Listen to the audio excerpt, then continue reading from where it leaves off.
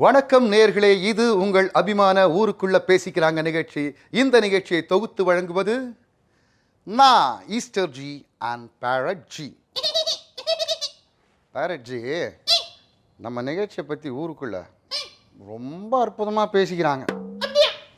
ஏன்னா இந்த அருமை நாயகம், தேனப்பன், கபாலி இவங்கெல்லாம் ஏதாவது ஏடாகூடமாக பேசுகிறாங்களா, அதுக்காக என்ன கேள்வியெல்லாம் கேட்குறாங்க. பேரட் ஜியும் ஈஸ்டர் ஜியும் அப்பாவி ஜிங்க இல்லையா? ஆமாம், அதனால் எங்களை கேட்காதீங்க. வாங்க, அருமை நாயகமும் இந்த தேனப்பொண்ணு கபாலி 3 பேரும் என்ன பேசுகிறாங்கன்னு ஒட்டு கேட்போம். பணம் பணம் பணம், அந்த பணம் இருந்தா தானம். ஓம் பணம் பணம் ஏன் பணம் பணம், ஓம் பணம் ஏன் பணம் ஏன் பணம் பணம் ஓம் பணம் என்னடா பணம் பணம், குணம் தானடா நிரந்தரம். என்ன தெளிவா அவன் பணம் பணம் பணத்து பின்னாடி போன மாதிரி ஓடுன்னு இருக்கிறான். நீ என்னன்னா பணம் என்னடா பணங்கிற? என்னடா பெரிய பணம், என்ன பெரிய பணம்? டீ குடிக்கலான்னு ஒரு 10 ரூபா கேட்டேன்டா பொண்டாட்டியா, தர முடியாது போயான்ட்டா. டீ 8 ரூபா தானே, எதுக்கு 10 ரூபா கேட்டேன்? 2 ரூபாய்க்கு பாக்கு வாங்கி போட்டுவேன், அது கூட பண்ணக்கூடாதாடா? இந்த மாதிரி பண்ணுவேன் தான் அவங்க இல்லைன்னு சொல்லிட்டாங்க. என்னடா பெரிய பணம்? பணத்தை விட மனசு தான்டா ரொம்ப முக்கியம். நல்ல மனசு, அன்பு இருக்கிறதும் பண்பு இருக்கிறவனை தான்டா மதிக்கணும். என்னப்பா நீ சொல்ற? அன்பு பண்பை வச்சுன்னு பலிகிட்ட ஒரு டீ கேள் தருவானா? தரமாட்டான். ஒரு மனுஷன் இருந்தா அவனுக்கு துட்டு வேணும். எதுக்கு? போட்டுக்கிறதுக்கு சொக்கா வேணும், சரி, பேண்ட் வேணும், சரி, போறதுக்கு வண்டி வேணும், சிலருக்கு காரு வேணும், காருக்குள்ள ஏசி வேணும், ஏசிக்குள்ள மத்தது வேணும். இவ்வளோத்துக்கும் பணம் தானே வேணும். ஓ, நீ அப்படி வரியா? அப்ப கார் இருப்பவனையும் வீடு இருப்பவனும் தான், பங்களா இருக்கிறவனும் தான் ஊர் உலகத்துல மதிப்பாங்க. மற்றபடி அன்பு இருக்கிற மனுஷனை மதிக்க மாட்டாங்கன்றியா? மதிக்க மாட்டாங்கப்பா. கட்டியிருந்தீங்கன்னா மாமனார் மாமியார் கூட உன்னை மதிக்க மாட்டாங்க. எதுக்கு? கூட பிறந்தவங்களே உன்னை மதிக்க மாட்டாங்க, ஞாபகம் வச்சுக்கோ. அப்படிங்கிறியா நீ? ஏய், ரொம்ப டயர்டா இருக்கு, கையில காசு இல்ல, ஒரே ஒரு டீ குடுறா, நாளை காசு தரேன். எனக்கு சரி, 2 டீயா குடுறா. போடா. டீயா?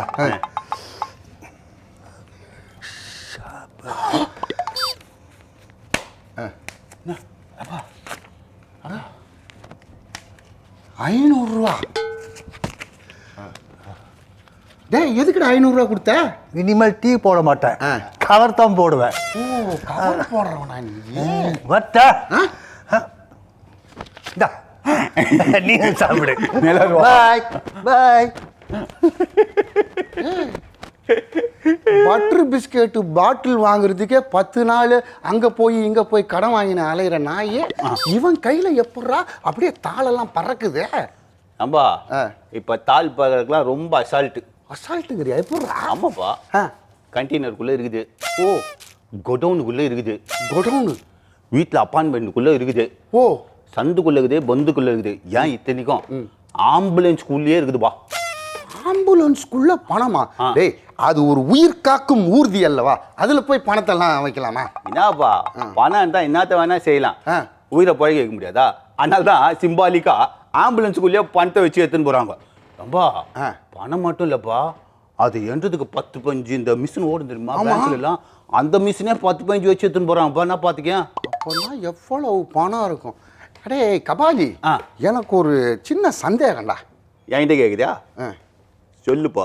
ஏய், ரொம்ப பந்தா பண்ண. சரி சரி, நான் சொல்லுறேன். அதாவது பணம் சரி இருக்கு. ஆமா, ஏற்கனவே எதிர்க்கட்சி தலைவர்கள் எல்லாமே சேர்ந்து அந்த இதுல இருக்கு, அந்த பங்களால இருக்கு, இங்க இருக்கு, அங்க இருக்குன்னு மேடைக்கு மேடை சொல்லும் போதெல்லாம் அமைதியா அந்த தேர்தல் கமிஷனு திடீர்னு இப்போ தகார்னு பணம் இங்க இருக்கு, பணம் அங்க இருக்கு, அங்க பறக்கும் படை போச்சு, இங்க ஊர்ந்துன்னு போச்சு, இப்படி எல்லாம் பண்றாங்களே, இதுல ஏதாவது உள்நோக்கம் இருக்குமோன்னு நீ சொல்றியா? ஏய், ஊருக்குள்ள பேசிக்கிறாங்கடா. சரிப்பா, இப்போ என்ன திடீர்னு ஞானோதயம்? இவ்வளவு நாள் எல்லாருமே கத்துனாங்க, கம்முன்னு கண்டாங்க. இப்ப எதுக்கு இங்க இருந்து அங்க இருக்குதுன்னு வெளிப்படையா சொல்றாங்க? ஏய், எங்க இருந்து சுவிட்ச் போட்டா பல்பு எரியும்னு தெரியணும். மேல இருந்து ஏதோ ஒரு காரணத்துக்காக இப்போ இந்த மாதிரி ஃபிளாஷ் பண்றாங்கன்னு நீ சொல்றியாப்பா? ஊருக்குள்ள பேசிக்கிறாங்கடா. சே, ஒரே மனசு கஷ்டமா இருக்குடா. என்ன தெளிவா உனக்கு போய் மனசு கஷ்டமா என்ன சொல்ற நீ தேர்தல் அறிக்கையில் ஆ மது விலக்கு அப்படின்னு சொல்லிட்டாங்க. அது ரொம்ப வேதனையாக இருக்குடா, ரொம்ப வேதனையாக இருக்கு. ஏன் நீ இவ்வளோ பழைய மேட்டரா சொல்லின்னு இருக்கிற? எல்லா கட்சியும் தான் சொல்லிட்டாங்க, எங்களத பார்த்து காப்பி ஆச்சாங்கன்னு ஒருத்தர் சொன்னாரு. எல்லாருமே கிட்டத்தட்ட எல்லாருமே மதுவிலக்கு அப்படின்னு சொல்லிட்டாங்க தமிழ்நாட்டில். ஆமா தமிழ்நாட்டில் தான். அடே தமிழ்நாட்டில் எல்லா கட்சியும் சொல்லி தான் ஆகணுன்ற கட்டாயம் வந்துருச்சு. மக்கள் போராட்டமாக அது மாறிட்டனால எப்படியும் இவங்க மது விலக்குன்னு அறிவிச்சுட்டு யார் ஆட்சிக்கு வந்தாலும் ஒரு 6 மாதம் 1 வருஷம் கழிச்சு நிதிநிலை பற்றாக்குறை காரணமாக மனபாரத்தோடு அப்படின்னு வந்துருவாங்க. ஆனால் ஒரு விஷயம் நான் என்ன கேட்குறேன்னா, நம்ம மருத்துவர் என்ன பண்ணியிருக்காரு? என்ன பண்ணாரு? பாண்டிச்சேரியில் தேர்தல் அறிக்கை வெளியிட போயிருக்காரு. சரிப்பா. அங்க போய் பூரண மது விலக்குன்ட்டாரா? பாண்டிச்சேரியா? பாண்டிச்சேரிலடா. டே நான் என்ன கேட்குறேன், இப்போ அவன் கஷ்டப்பட்டு ஒரு 100, 200, 300 கூலி வாங்கினான் வச்சுக்கோ. அதில் ஒரு 100 எடுத்துன்னு போய் நம்ம கடையில் உட்காந்து சாப்பிட்றாங்க. சரி. இப்போ மது விலக்கு வந்தோடனே என்ன பண்ணுவான் அவன்? ஒரு வாழைக்கால் அரி பிடிச்சி ஒரு 20, 30 கொடுத்து பக்கத்தில் இருக்கிற பாண்டிச்சேரிக்கு போய் அழகாக அங்கே வாங்கி சீப்பாக வாங்கி சாப்பிட்டு திரும்பி வந்துடலான்னு ஐடியா பண்ணிட்டு இருந்தாங்களா? சரி. ஆனால் இப்போ பாரு, இவர் அங்கேயும் பூர்ண மது விலக்குன்னு சொல்லிட்டாரு. அதான் ரொம்ப பாதிப்பாக இருக்கு. ஏய், இங்கேயும் மது விலக்கு பண்ணிட்டாங்கன்னா அப்புறம் நான் போய் பெங்களூர்லையா குடிக்கிறது? அதுவும் இல்லாமல் நான் பெங்களூர் இதுக்கெல்லாம் குடிக்க மாட்டேன்டா. ஏன்பா? அவங்க தான் தண்ணி தரமாட்டேன்னாங்களே நம்மளுக்கு. நம்ம போய் கேட்டால் தருவாங்களா? அது காவிரி தண்ணிப்பா. ஓ, அது ஏன் பாண்டிச்சேரின்னு கவலைப்படுற? நீங்க நினைக்கிற மாதிரி ஒரு 6 மாசத்துக்கு கழிச்சு, ஏன்னா பாண்டிச்சேரியை பொறுத்த வரைக்கும் எல்லாமே அதுதான். அது இருந்தா தான் அந்த கவர்மெண்ட்டே. அப்போ அவங்க இங்க 6 மாசம்னா அவங்க 3 மாசத்துலயே விளைக்க மாட்டாங்களா? அந்த 3 மாசம் எங்க போறதுன்னு தான் நம்ம குடிமக்கள்லாம் கவலையில இருக்கதா நீ சொல்றியாப்பா? நானும் சொல்றேன். கை நடுக்கத்துல ஊருக்குள்ளேயும் பேசிக்கிறாங்கப்பா. எப்பா மேட்ரு தெரியுமா? என்ன? நம்ம தேர்தல் ஒரே கவுச்சியா போச்சுப்பா. கவுச்? டேய், ஒரு டீசெண்டா பேச வேண்டியவன் அகில உலக அரசியல் தலைவன் அருமை நாயகத்தின் எதிர்க்க உட்காந்துன்னு கவுச்சி கிவுச்சிங்கிற. என்னடா விளையாடுறியா? அரசியலை மற்றவங்களாம் சாக்கடைன்றாங்க, நீ கவுச்சிங்கிறியா? தப்பு. இந்த மாதிரி அனாவசியமான வார்த்தைகள்லாம் யூஸ் பண்ணாத. அப்படிதான்ப்பா போடுவாங்க. கவுச்சி படம், கவுச்சி நடிகை அப்படி போடுவாங்களேப்பா. நான் பச்சிக்கிறேன்ப்பா. அது கவுச்சி இல்லடா, கவர்ச்சி. நான் தானே சொன்னேன். ஐயோ சரி, நீ இன்னொரு தடவை அந்த வார்த்தை நீ சொல்லாத, நான் சொல்லிக்கிறேன். ஆமா, என்ன கவுச்சி? சி, என்ன கவர்ச்சி ஆச்சு சொல்லு.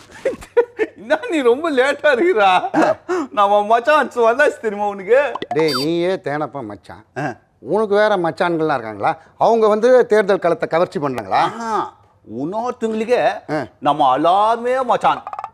ஓ, அர்ஜுனா அர்ஜுனா, அம்பு வீடு அர்ஜுனா. ஆமாப்பா, அவங்க வந்துட்டாங்க. ஏன்பா நீ அரசியல்வாதின்னு சொல்றல்லப்பா, அவங்களுக்கு எங்கெங்க பிரச்சாரத்துக்கு போறாங்கன்னு அந்த லிஸ்ட் வாங்கி கொடுக்குறியாப்பா? எதுக்கு? பிச்சு போடுவேன் பிச்சு. அவங்க ஒரு கட்சியில பிரச்சாரம் பண்றாங்க, அந்த கொள்கையை சொல்ல போறாங்க. இவங்க கொள்கையை கேட்க போறது இல்லை. நீங்கெல்லாம் நீயே அந்த பிரச்சாரத்துக்கு ஆள் அனுப்புற ஆள் தானே, என்கிட்ட இதெல்லாம் கேட்குற. சரி, ஆனாலும் ஒன்று சொல்கிறேன். நடிகைகள்லாம் வர்றாங்க, பிரச்சாரம் பண்ணுறாங்க. அவர்களை ஒரு கட்சிக்காரங்களை பார்க்காம அனைத்து பேருமே போய் சந்திக்கிறாங்க. அதனால் அவங்க பிரச்சாரத்தில் பேசும்போது எப்பயுமே ஜாக்கிரதையா மற்ற தலைவர்களை இழிவுபடுத்தாம பேசணும்னு நீ சொல்றியாப்பா? ஊருக்குள்ள பேசிக்கிறாங்கப்பா. அதுவும் இல்லாம இன்னொரு சந்தேகம் ஒன்று இருக்கு. சொல்லுப்பா. இவங்க அர்ஜுனா அர்ஜுனான்னு தான் பாட்டு பாடினாங்க. ஆமா. அப்ப மானாக்கூவுக்கு பிரச்சாரம் பண்ணாம எதுக்காக போய் அந்த ஆளுங்கட்சிக்கு பிரச்சாரம் பண்றாங்கன்னு நீ கேக்குறியாப்பா? நான் தான் கேட்குறேன். ஏன்பா, எங்க பிரச்சாரம் பண்றோன்றது முக்கியம் இல்லை, எங்க போனா நம்ம பாக்கெட் ரொம்பன்றது தான் முக்கியம். ஓ, அதனால எங்க போகணுங்கிற எதுவும் ஏடா கூடமா சொல்லாத. ஏற்கனவே எனக்கு நிறைய பாதிப்புகள் ஏற்பட்டுருச்சு. அது மட்டும் இல்லப்பா, ஒருத்தவங்க இப்ப நடிகர்கள் பேசுறாங்க, ஒரு நடிகை பேசுறாங்கன்னா ஆனால் அவங்களே பேசுறாங்களா? அவங்க சொந்த அறிவுல அரசியல் அறிவுல பேசுறாங்க நீ நினைச்சுன்னுக்கிறியா? இல்லையா? அப்படின்னா ஏன்பா, சினிமாவில் வர்றாங்க, ஒரு இது வச்சு டயட் அண்ட் ஆக்ஷன் அப்படின்னா அவங்க இஷ்டத்துக்காக பேசுவாங்க. அது எப்படி வசனம்லாம் எழுதி கொடுக்கணும்ல? அந்த மாதிரி தானேப்பா. அந்த மாதிரி யாரோ எழுதி கொடுக்குறாங்க பத்தியா, அவங்கள குனி வச்சு கொட்டணும்னா இந்த மாதிரி தப்பு தப்பா பேசுறதெல்லாம் குறைஞ்சிரும் நான் நினைக்கிறேன். அப்படின்னு நீயே சொல்லிடுற. நீ தான் சொல்ற அத. இப்ப அப்ப எங்க யாரும் நான் சொல்லங்க, ஊருக்குள்ள பேசிக்கிறாங்க. குடியிருக்கிற இடத்த மாத்து காலி பண்ணுன்னு சொன்னா, திடீர்னு சொன்னா எப்பட்றா அதெல்லாம் பண்ண முடியும்? ஏவா ஏரியில தண்ணி தேங்க முடியல, ஜனங்களுக்கு குடி தண்ணி கிடைக்கலன்னு மாத்து சொல்றது நியாயம் தானேப்பா? ஐயோ, நான் அந்த மேட்டரை சொல்லடா. அப்போ இதுதான் அரசியல் அறிவு வேணுங்கிறது உனக்கு. இதப்போ அந்த புறம்போக்கத்துலலாம் லேண்டு கட்டி வச்சுன்னு பாவம் இந்த ஏழைங்க சொல்ல எதுவும் தங்க முடியாதவங்க குச்சை கட்டின்னு இருக்கிறாங்களே, அது சொல்றியா? அது இல்லடா, இந்த பிளாட்ஃபார்ம்ல உட்காந்து நிற்கிறாங்களா அவங்களுக்கு சொல்றியா? ஏண்டா நான் ஏஞ்சி போயிடுவேன். நான் பேசுறதா இல்லை நீ பேசுறதா? ஆமா, என்ன மேட்டருன்னு தெரியாம இஷ்டத்துக்கு பேசி. சாரி தலைவா, நீ சொல் தலைவா. ஜெய் கபாலி, சரி தலைவா, நல்லா கேட்டுக்கோ. சொல். இந்த மாதிரி சின்ன ஆளுங்கெல்லாம் காலி பண்ண கேள்வி கேட்கறது யாரும் இல்லையா? ஆனா சட்டமன்ற உறுப்பினர்களுக்குன்னு ஒரு குடியிருப்பு இருக்கு இல்லையா, அந்த பீச் பக்கம் வாங்க, அதெல்லாம் உடனடியா காலி பண்ணணும்னு உத்தரவு வந்திருக்கான்.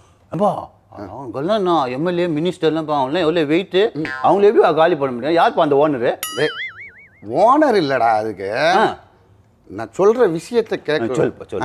அதாவது இந்த எம்எல்ஏ ஹாஸ்டல்ல இருக்கவங்கலாம் முதல் முறையா காலி பண்ண சொல்றாங்களாம். மொத்த முறையா?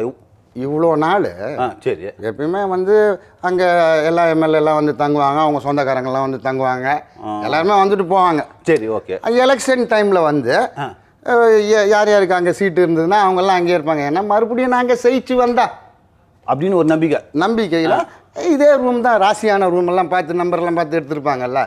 அப்படி இருக்கும்போது எதுக்காக இப்போ திடீர்னு காலி பண்ண சொல்றாங்கன்னு ஒரு கேள்வியை நீ கேக்குறியாப்பா? அங்க இருக்கிற ஆளுங்க கேட்கறாங்களாப்பா. ஒருவேளை அவங்கள காலி பண்ணி சொல்லிட்டு மேல் வாடகைக்கு யாரையாவது உள்ளான்னு சொல்லிட்டு நைஸா அப்படி பிளான் பண்ணிருப்பாங்களா? அடே அது அரசு கட்டிடம் இல்லையா? ஆமாம்மா, கவர்மெண்ட் இது. ஓ சரி, நீ ஏதோ ஹவுஸ் ஓனர் வச்சுருக்கிறாரு, அவங்க காலி பண்ண சொல்றாங்கன்னு பாக்குறியா? கவர்மெண்ட் பில்டிங்ல தான் ஆளால கொஞ்சோண்டு காசு கொடுத்துட்டு வாடகை கொடுத்துட்டு ரொம்ப காலம் இருக்குவாங்க. கவர்மெண்ட் கிட்ட விளையாடாத. கவர்மெண்ட் கிட்ட விளையாடாத. சரி சரி. அதாவது இது அரசு கட்டிடம். சரி. இப்ப சீட்டு கிடைச்சவங்க எல்லாம் அங்க உட்கார்ந்து கொண்டு தேர்தல் பணி செய்யக்கூடாது, அதனால்தான் நாங்க உங்களை காலி பண்ண சொல்றோன்றாங்க. ஏன்பா இப்போ அவர் எலெக்ஷன்ல நிக்கிறாருன்னா அவரு அதானே ஆஸ்திரேலியா, அதானே வீடு, அப்ப அங்க உட்காந்து தான் பண்ணுவாங்க. அவங்க சொந்த வீட்டுல போய் உட்கார்ந்து பண்ணிட்டு உறுப்பினரா தேர்ந்தெடுக்கப்பட்டவர்களுக்கு தான் அந்த இடம். எலெக்ஷன் முடிஞ்சு ரிசல்ட் வந்த பிறகுதான் அவர் சட்டமன்ற உறுப்பினரா ஆனார்னா அவருக்கு அந்த இடத்த குடியிருப்ப கொடுப்பாங்க. ஆனா இப்ப தேர்தல் பணியை ஒரு அரசு கட்டிடத்திலிருந்து பண்ணக்கூடாது, அப்படி பண்றது தவறுன்னு நீ சொல்றியாப்பா? தேர்தல் கமிஷன் சொல்லுதுடா. அது நியாயமான விஷயம்னு நீ சொல்றல்ல?